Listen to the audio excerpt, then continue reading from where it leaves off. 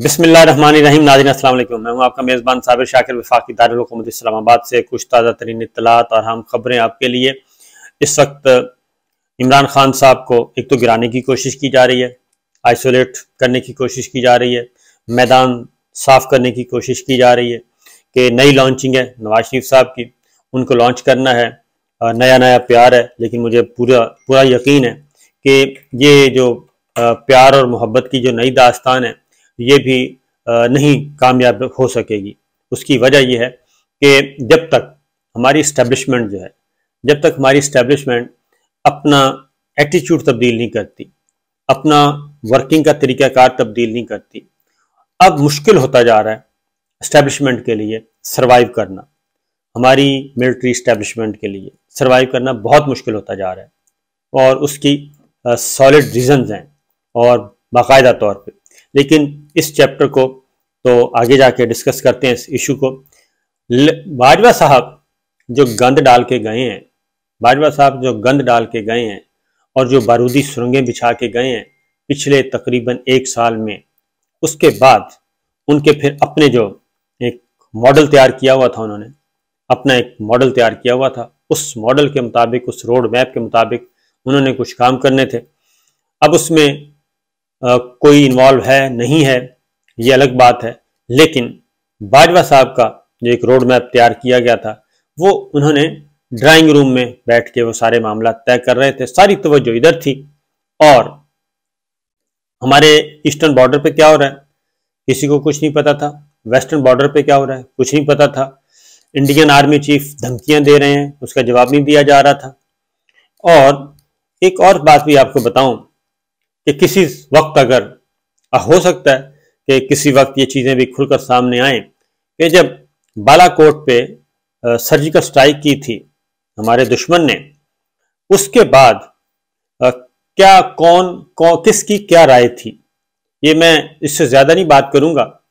मैं ये कोशिश करूँगा कि साबिक joint chief of staff committee general Zubair साहब किसी वक्त अगर लब कुशाई करें तो मेरा ख्याल है कि काफ़ी चीज़ें बाहर आ जाएंगी कि बालाकोट के बाद उसमें अमेरिका की तरफ से जो कहा जा रहा था पाकिस्तान को कि जो कुछ करना था हो गया, इसको अब पी जाएं, बस बात ख़त्म करें, अब आपने कोई रद्द अमल जाहिर नहीं करना।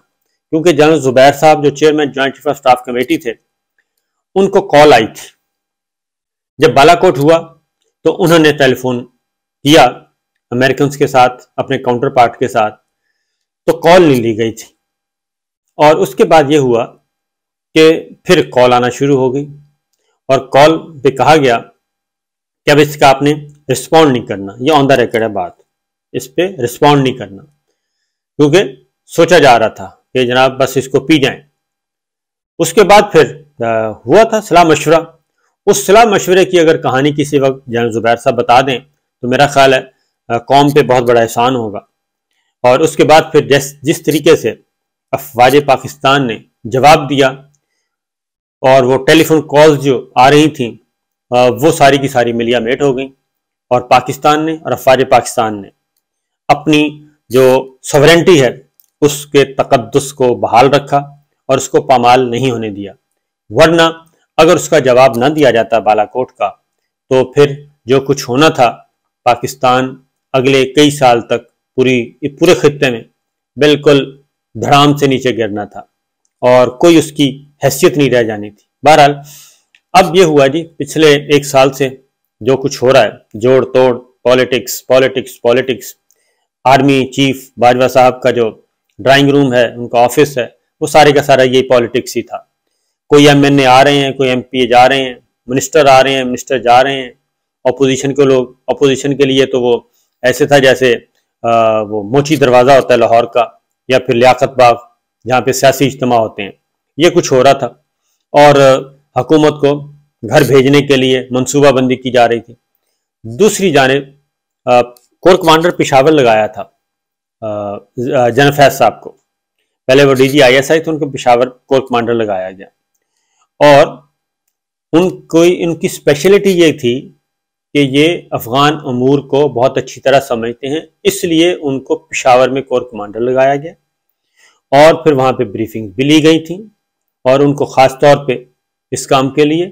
फिर जो मुज़ाकरात हो रहे थे, हालांकि जनरल फैज़ जो हैं वो DGISI के ओहदे से अलग हो चुके थे, जो तालिबान के साथ कलअदम तालिबान के साथ जो हुए मुज़ाकरात और अफ़गान तालिबान के साथ जो राब्ते, तो वो भी जनरल फैज़ साहब अटेंड कर रहे थे, वो डील कर रहे थे। उनको भी वहाँ से भी हटवा दिया गया था, उनको फिर भावलपुर भेजा गया और मैसेज ये दिया गया कि इससे आगे तो कोई और कोर नहीं है, यह आखिरी कोर है, इससे आगे की कोई कोर नहीं है। फिर खबरें आई कि जी उन पे चेक लगा दिए गए हैं, फिर ये कर दिया गया, फिर वो कर दिया गया। बहरहाल फिर हमारे दोबारा से वो मुज़ाकरात भी नाकाम हो गए और उसमें पीपल्स पार्टी ने बिल्कुल इनकार कर दिया, पार्लियामेंट ने इनकार कर दिया कि जो हमारे बच्चों के APS के बच्चों के कातिल हैं, जिनको ज़िबा किया, उनके साथ आप क्या एग्रीमेंट कर सकते हैं।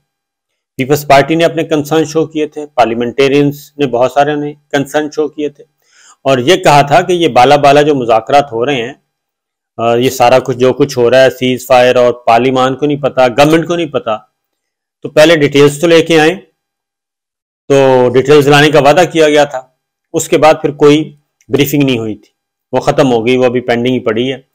उसके बाद ये हुआ कि वो सीज फायर ख़त्म हो गया, उसके बाद उन्होंने आना शुरू कर दिया, फिर आके मारना शुरू कर दिया, फिर लोग निकले सड़कों पे पूरे खैबर पख्तूनख्वा में। वो PTI ने शोर मचाया तो उन्होंने कहा ये तो सूबाई हुकूमत का मसला है, उनको नहीं रोका गया। ये पिछले 1 साल से हो रहा है और ये जब से 9 और 10 अप्रैल के बाद मजीद इसमें इजाफा हो गया। और मुराद सईद हैं, बाकी असद कैसर हैं, वो बेचारे शोर मचाते रहे, लोग सड़कों पे निकलते रहे, लेकिन किसी ने नहीं रोका। और उसके बाद ये हुआ कि बड़ी मेहनत से पाक अफगान बाड़ लगाई गई थी और वो जो डेवरन लाइन का वो जो शोशा छोड़ा जाता था, उसको हमेशा हमेशा के लिए ख़त्म किया गया और अशरफ गनी की गवर्नमेंट ने भी सपोर्ट किया, वो बाड़ लगा दी गई और उसमें हमारा बहुत ज़्यादा खर्चा हुआ, इसलिए कि पाकिस्तान पर इल्ज़ाम लगाया जाता था कि दहशतगर्दी सरहद पार से होती है, वो सरहद बंद कर दी गई। लेकिन अब ये हुआ, फिर अफगान तालिबान की गवर्नमेंट आई। अब अफगान तालिबान जो हैं, जिनकी कोई रेगुलर फौज नहीं है, वो आके बाढ़ तोड़ देते हैं, काट रहे हैं बाढ़ें और उनको कोई रोकने वाला नहीं। उसके बाद फिर शोर मचा रही है अफगान सूबाई हुकूमत मचा रही है, लोग वहां से तंग हैं क्योंकि हुक्म हो तो फिर ही ये सारा कुछ होता है। अब उससे भी आगे एक स्टेप चला गया, यानी कि आप हैरत की बात है, इन्ना लिल्लाह पढ़ने को दिल करता है। कल अफगान बॉर्डर फोर्सेस ने जैसे इंडिया की है जो बॉर्डर सिक्योरिटी फोर्स, उसी तरीके से अफगान बॉर्डर फोर्सेस ने पाकिस्तान पे हमला किया और हमला करके चमन शहर पे हमले किए, गोले फेंके, गोला बारूद फेंका, गोलाबारी की और शहर के, और ये हुआ वाकया। और इसमें हमारे 5 शहरी जो हैं, 5 या उससे भी ज़्यादा शहीद हो गए, कई ज़ख्मी हैं, अमलाक को नुकसान पहुंचा। ये है सिचुएशन इस वक्त। मशरकी सरहदें तो एक साइड पे रखें, मगरबी सरहद पे ये है।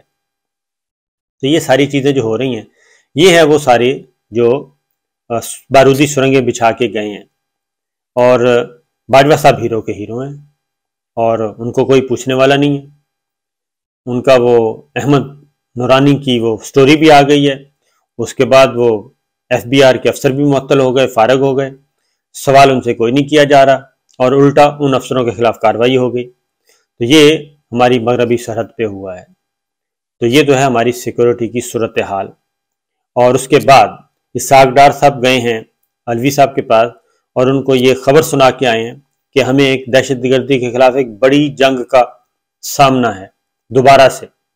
ये चीज़ें तो सारी सेटल डाउन हो गई थी, ज़रब अज़ब, रद्दुल फसाद, हर चीज़। तो ये दोबारा से कैसे शुरू हुआ और ये वापस आए? तो क्या ये कोई दोबारा से कोई इंटरनेशनल कॉन्स्पिरेसी है, क्या है ये मेरा ख्याल है अफ़गान और दिफाई उमूर के माहिरीन हैं हमारे, ख़ास तौर पे रिटायर्ड फ़ौजी बुज़ुर्ग जो हैं, एनालिस्ट भी हैं, मैं उनसे गुजारिश करूँगा कि वो ज़रा इस पर भी तवज्जो दें, इस पर ज़रा कौम को आगाह करें कि ये सब कुछ हो क्या रहा है।